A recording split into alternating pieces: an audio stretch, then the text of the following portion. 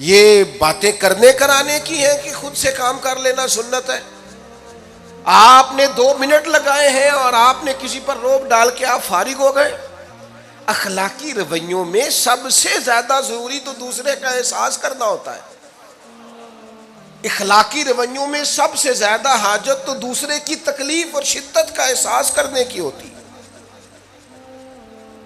میرے صاحب فرمایا کرتے تھے 10 منٹ کیوں انتظار کراتے ہو لوگوں کو؟ تم نے ممبر پہ کہا تھا میں 2:15 بجے جماعت کراؤں گا، 2:16 کیسے ہوئے؟ تمہیں اس کا پاس ہونا چاہیے تھا، تمہیں خیال ہونا چاہیے تھا کسی شخص کو کسی وجہ سے کوئی تکلیف، کوئی کسی اذیت کا شکار کیوں ہو، کوئی پریشان۔ میں اب تو الحمدللہ آپ اتنی بڑی تعداد میں آ گئے کہ جگہ آپ کے لیے مشکل ہو گئی، ورنہ شروع میں جب میں محافل کا ٹائم دیتا تھا تو میں وقت پہ چلا جاتا تھا۔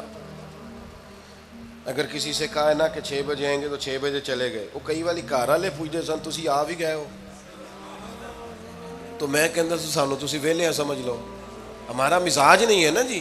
بلکہ ایک تقریب میں مجھے دعوت دی گئی تو اس پہ لکھا تھا 6 بجے، تو میں وہاں پہنچا تو میزبان بھی نہیں آئے تھے۔ مجھے بتائیں شادی کا کارڈ سارا خاندان بیٹھ کے لکھتا ہے نا، روانگی برات 1 بجے، 1 بجے جاتی ہے برات، مشترکہ جھوٹ بولا سارے خاندان نے۔ یہ رونے کی بات ہے، ہنسنے کی تھوڑی ہے۔ مسلمان اور جھوٹ بولے، مشترکہ طور پہ کہا یہ جھوٹ ہے۔ محفل ہوگی بعد از نماز عشاء، تو ختم کب ہوگی یہ بھی تو بتائیں۔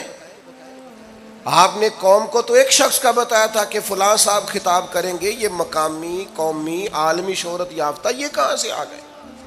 کیوں تکلیف دی گئی؟ بلکہ ہم نے تو منصوبہ بندی کی ہے کہ لوگ ہمارے جلسوں میں نہ آئیں۔ ستائے اتنا ہے، ایک جگہ پہ میں حاضر تھا تو 1:30 بجے مجھے مائک دے رہے تھے، اب تو میں جاتا نہیں ہوں، رات کو چھوڑ دیا ہے۔ 1 بجے رات کو مائک دے رہے ہیں تو نقیب بیچارہ رٹی رٹائی بات کر رہا ہے، کہتا ہے بلا تاخیر۔ میں نے کہا ابھی بھی بلا تاخیر ہے، کر لو تھوڑی تاخیر۔ خدا کے بندو ختم کرو، آدھے گھنٹے میں مسئلے کی سمجھ آ جاتی ہے، ایک پیغام دو، بات ختم ہو گئی۔ اتنا الجھاؤ اور اتنا بات کو کھینچنے کا معنی کیا؟ اپنے رویوں کے اندر۔ میں چلا گیا 6 بجے تو میزبان صاحب بھی نہیں آئے تھے، تو وہ تقریب کب شروع ہوئی؟ 9 بجے۔ تو میں نے ان سے کہا غور سے دیکھ لو کہیں میں تو نہیں الٹا پڑتا رہا، 9 اور میں 6 سمجھتا رہا ہوں۔ یہ چھوڑیں ان چیزوں کو، اپنی زندگی میں آپ نظم پیدا نہیں کریں گے تو کوئی کام کیسے کریں گے؟ حضرت حکیم الامت مفتی احمد یار خان صاحب نعیمی رحمۃ اللہ علیہ، مفتی صاحب رحمۃ اللہ علیہ جب جمعے والے دن الحمدللہ کہتے تھے نا تو پورا 1 بجا ہوتا تھا۔ لوگ گھڑی کو کہتے تھے تو غلط ہو سکتی ہے، پر مفتی صاحب پورے ٹائم پہ الحمدللہ کہتے ہیں۔ بلکہ ان کے بارے میں معروف ہے کہ وہاں ایک ذمہ دار تھا، بھینسوں کا دودھ دھوتے ہیں نا دیہاتی لوگ، تو عصر کی اذان سے 5 منٹ پہلے مفتی صاحب مسجد تشریف لے جاتے۔ یہ اخلاق ہے، یہ آپ کا رویہ ہے، یہ آپ کا انداز ہے۔ عصر کی اذان سے 5 منٹ پہلے جاتے تھے، جا کے وضو بنانا پڑے تو سنت ادا کر کے بر وقت نماز میں شامل ہو جائیں۔ تو مفتی صاحب گزر جاتے تو وہ ذمہ دار اپنے بیٹے سے کہتا کہ اب آپ نا بچے کو چھوڑیں بھینس کے نیچے تاکہ ہم بھینسوں کا دودھ دھوئیں۔ تو ایک دن وہ بیٹا کہنے لگا ابا جی ابھی تو یہ سورج کھڑا ہے، عصر کا ٹائم کہاں ہوا ہے؟ تو وہ کہنے لگا تو چھڑ دے کٹا، مفتی صاحب لنگ گئے نہیں، ٹائم ہو گیا ہے۔ یہ ہمارے بزرگوں نے ہمیں رویے سکھائے۔ آپ نظم والے ہوں، اخلاق والے ہوں، سچائی والے ہوں، دیانتداری والے ہوں، دوسروں کا خیال رکھیں، کسی کو تکلیف نہ ہو ہماری وجہ سے۔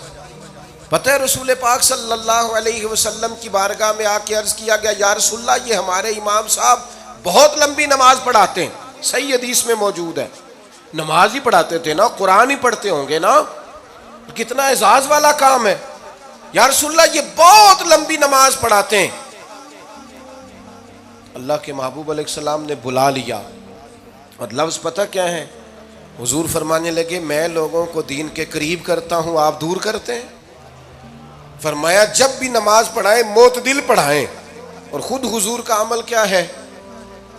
حضور فرماتے ہیں جب میں نماز میں کھڑا ہوتا ہوں تو میرا دل کرتا ہے میں لمبی نماز پڑھاؤں، ہمارا جب کسی شے کو دل کرے تو ہم چھوڑتے ہیں. میرا دل کرتا ہے میں لمبی نماز پڑھاؤں، لیکن حضور فرماتے ہیں پھر پیچھے سے کسی بچے کے رونے کی آواز آتی ہے، میں سوچتا ہوں اس کی ماں پریشان ہوگی، میں نماز مختصر کر دیتا. اور میرے بھائیوں، نماز میں بھی لوگوں کا احساس، ہماری طبیعت ہی نہیں رہی. کوئی آدمی ہارن دے رہا پیچھے سے اور سامنے گاڑی میں دو بندے کھڑے، گاڑی مین روڈ پہ کھڑے کر کے باتیں کر رہے ہیں، اور وہ ہارن بجا رہا ہے تو کہتے ہو ٹھہر جا، آگ بجھانی ہے جا کے. ایک تو آپ نے اتنا ظلم کیا کہ آپ نے روڈ بند کیا، اور دوسرا اخلاقی رویہ یہ ہے. اور میرے بھائی یہ بھی بد اخلاقی ہے کہ آپ اپنا موٹر سائیکل مین روڈ پہ کھڑے کر کے دکان پہ چلے جائیں، لوگوں کو تکلیف میں ڈالیں گے. اسلام اس کی اجازت نہیں دیتا. رستوں کے نشان مٹانے والے کو نبی پاک نے تنبیہ فرمائی. کسی کو تکلیف ہو، اذیت ہو، اور بعض لوگ سمجھتے ہیں کہ میں نے پریشر میں رکھی ہوئی ہے دنیا، ڈرتے ہیں لوگ مجھ سے. جو ڈر کے عزت کرتا ہے وہ خوف کھاتا ہے، اور جو محبت سے تجھے سلوٹ کرتا ہے وہ تیرا احترام کرتا ہے. بعض لوگ کسی کے شر سے بچنے کے لیے بھی اسے سلام کرتے ہیں، وہ عزت نہیں ہوتی، وہ عزت نہیں ہوتی کہ یہ تو رٹا ڈال دے گا.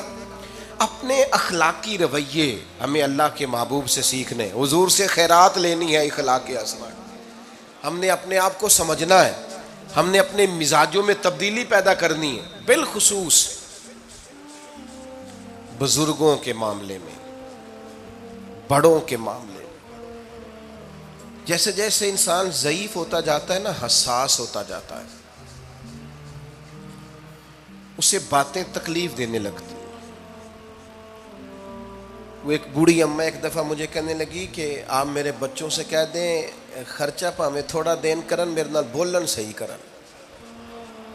وہ جب اپنی بیویوں کے سامنے میرے ساتھ تھوڑا والیوم اونچا کر کے بات کرتے ہیں آواز کا، تو مجھے تکلیف ہوتی. اپنا رویہ، لہجہ، اس پر غور ہو. جوانی میں ہی تو برداشت کرنا ہوتا ہے. اپنے مزاج کو کبھی بکھرنے اور ٹوٹنے نہ دیں. اور سب سے زیادہ بندے کا پتہ ہی تب چلتا ہے جب کوئی اسے پورا غصہ دلائے، جو پھر کنٹرول کرے، وہی تو کمال آدمی ہوتا ہے. آ کے کہا گیا تھا نا نبی پاک علیہ السلام کو کہ یا رسول اللہ وہ معاذ اللہ ان لفظوں کے ساتھ تانا و تشنیع کرتے ہیں، نقل کفر نہ باشد. تو حضور فرمانے لگے وہ پتہ نہیں کس کی باتیں کرتے ہیں، مجھے تو اللہ نے محمد بنا کے بھیجا ہے. میں تو محمد ہوں، اور محمد ہوتا ہی وہ ہے جس کی تعریفیں ہوں. وہ پتہ نہیں کس کی باتیں کر رہے ہیں، چھوڑو. وہ پتہ نہیں اس کی بات کر رہے ہوں گے جس کا وہ معاذ اللہ نام بگاڑتے ہیں. میرے عزیز، تھوڑا سا برداشت، اور آپ جملوں سے غور کریں، کسی کے لہجے سے غور کریں کہ وہ بندہ کہیں تکلیف میں تو نہیں، آزمائش میں تو نہیں. میں پہلے ہی مختصر تقریر کرنا چاہ رہا تھا، اب آپ لوگوں نے اور مختصر کرا دیا مجھ سے، تو میں بس بات کو سمیٹنے لگا ہوں، آپ غور فرمائیں گے. ایک دن نبی پاک علیہ السلام نے سید عائشہ صدیقہ رضی اللہ تعالیٰ عنہ سے فرمایا. حضور فرمانے لگے عائشہ جب آپ مجھ سے خوش ہوتی ہیں تب بھی مجھے پتہ چل جاتا ہے، اور جب آپ کے دل میں کوئی بات ہوتی ہے تب بھی پتہ چل جاتا ہے. تو سیدہ پاک عرض کرنے لگی حضور مجھے میری ماں روئے، میں اور آپ سے ناراض. تو کریم فرمانے لگے بتاؤں پھر؟ یا رسول اللہ فرمائیے. حضور فرمانے لگے عائشہ آپ کبھی کبھی قسم اٹھاتی ہیں؟ یا رسول اللہ اٹھاتی ہوں. فرمایا جب آپ خوش ہوتی ہیں تو کہتی ہیں مجھے رب محمد کی قسم، اور جب دل میں کوئی بات ہوتی ہے پھر کہتی ہو جناب ابراہیم خلیل کے رب کی قسم. پھر حضرت ابراہیم کی نسبت سے قسم اٹھاتی ہو. تو جناب عائشہ کہتی ہیں حضور کی بات سن کے جو میرا حال تھا میں بتا نہیں سکتی. یا رسول اللہ آپ اتنا خیال کرتے ہیں؟ یہاں تک خیال فرماتے ہیں کوئی کیا بول رہا ہے؟ کہتی میں نے فوراً عرض کی کہ یا رسول اللہ مجھے رب محمد کی قسم ہو، میری زبان سے نام ہی جاتا ہے، میرے دل میں آپ ہر وقت موجود رہتے ہیں. دل میں